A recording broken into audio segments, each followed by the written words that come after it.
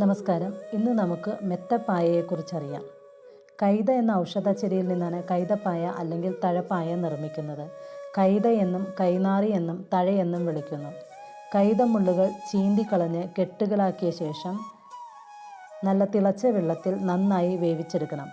അതിനുശേഷം അത് തണുത്ത വെള്ളത്തിലേക്ക് മാറ്റി നന്നായി കഴുകി ഊറ്റി വെള്ളം കളഞ്ഞ് നല്ല വെയിലത്തിട്ട് ഉണക്കിയെടുക്കണം.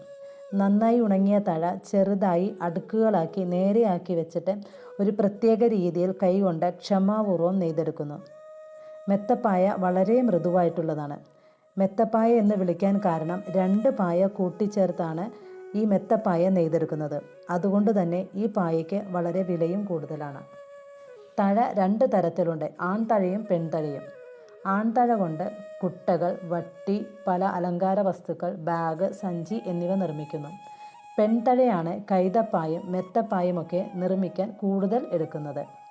മെയ് ജൂൺ മാസങ്ങളിലാണ് കൈത നടുന്നത്. കൈത തലകളാണ് നടാനായി ഉപയോഗിക്കുന്നത്. 1 വർഷം കഴിയുമ്പോൾ കൈത ഓല ചെത്തി തുടങ്ങാം. വർഷത്തിലാണ് കൈത ഓല ശേഖരിക്കുന്നത്. അധ്വാനത്തിനനുസരിച്ച് വേതനം കിട്ടാത്തതും കൈതയുടെ കുറവും ഈ ഗ്രാമീണ തൊഴിൽ മേഖലയെ സ്തംഭിച്ചിട്ടുണ്ട്. നമുക്ക് പ്രകൃതിയെ സംരക്ഷിക്കാം, പ്ലാസ്റ്റിക് ദൂരെ അകറ്റാം. ഗ്രാമീണ തൊഴിൽ മേഖലകളെ സംരക്ഷിക്കാം പ്രകൃതി സംരക്ഷണത്തിലൂടെ. ഈ മെത്തപ്പായ കിങ് ആൻഡ് ക്വീൻസിലൂടെ നിങ്ങൾക്ക് ഓർഡർ ചെയ്യാവുന്നതാണ്. വാട്സപ്പ് വഴിയും ബുക്ക് ചെയ്യാം.